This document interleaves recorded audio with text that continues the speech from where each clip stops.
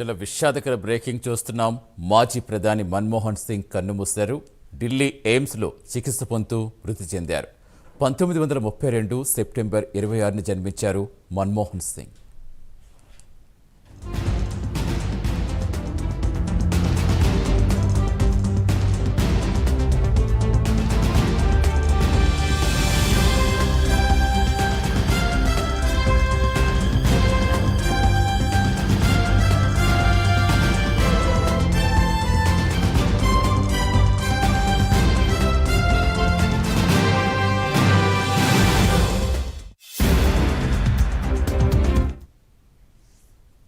విషాదకర breaking చూస్తున్నాం.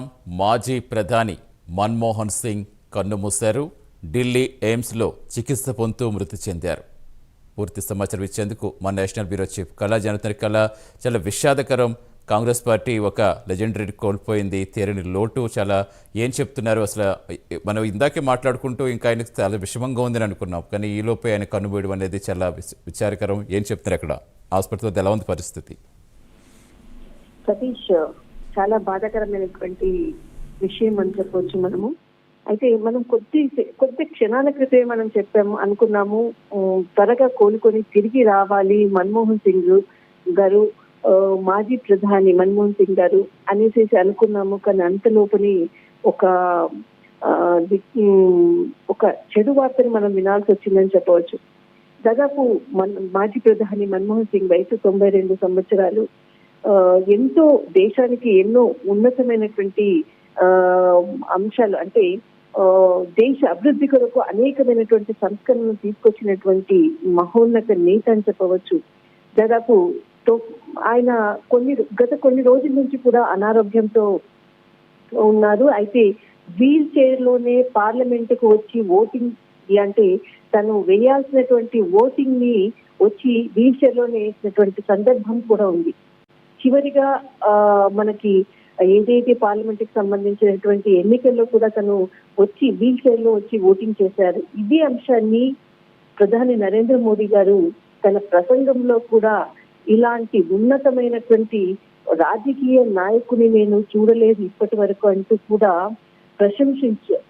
అయితే మనకు అందుతున్నటువంటి సమాచారం ప్రకారంగా ఈ రోజు ఢిల్లీ ఎయిమ్స్ లో మెడికల్ సైన్స్ ఏదైతే మెడికల్ లో అంటే ఢిల్లీలో ఉన్నటువంటి అతి ఫేమస్ అయినటువంటి హాస్పిటల్ తనకు అనారోగ్యంగా ఉందని కుటుంబ సభ్యులందరూ ఇక్కడికి తీసుకురావడము, తర్వాత విఐపి సెక్షన్ లో తనకు వెంటిలేటర్ పై ఉంచి చికిత్స ప్రారంభించారు.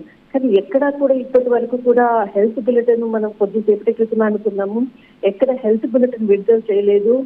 కానీ త్వరగా కోలుకుని తిరిగి వస్తారనేసి అనుకున్నాం. కానీ అంత లోపలనే తనకు అనారోగ్య సమస్యలతో, వృద్ధాప్య సమస్యలతో తుది శ్వాస విడిచారని డాక్టర్లు చెప్పడము అన్నది ఇక్కడ ఒక నిర్భాంతికరమైనటువంటి విషయం. అయితే 2 రోజులుగా ఏదైతే సిడబ్ల్యూసి సమావేశాలు జరుగుతున్నాయి కర్ణాటకలో.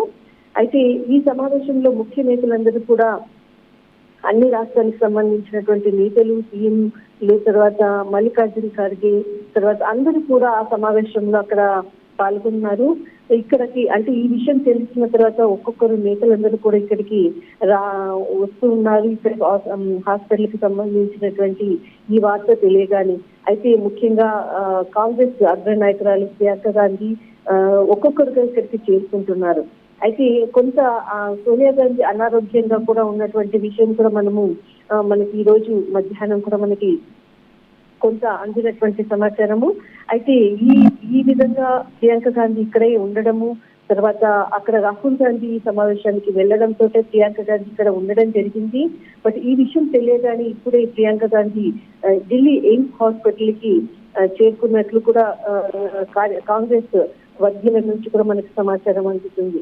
కానీ ఇక్కడ చాలా విపరీతమైనటువంటి చలి కూడా ఉంది. ఇప్పటికీ ఈ రోజుకి ప్రస్తుతానికి 5 డిగ్రీల చలి ఉంది. ఈ చలిలో కూడా కాంగ్రెస్ నాయకులందరూ కూడా ఒక్కొక్కరుగా ఆసుపత్రికి చేరుకుంటున్నారు. ఈ విషయాన్ని తెలుసుకున్న తర్వాతనే కానీ ఒక మహానేత, కాంగ్రెస్ కి ఒక పెద్ద దిక్కు అన్నటువంటి ఒక నేత మాత్రము దూరం అయ్యారన్నటువంటి కాంగ్రెస్ వర్గీయుల నుంచి అందరూ కూడా శోకతత్వంతో హాస్పిటల్ దగ్గర ఉన్నటువంటి దృశ్యాలను మాత్రం మాకు తెలుస్తూ ఉంది సతీష్.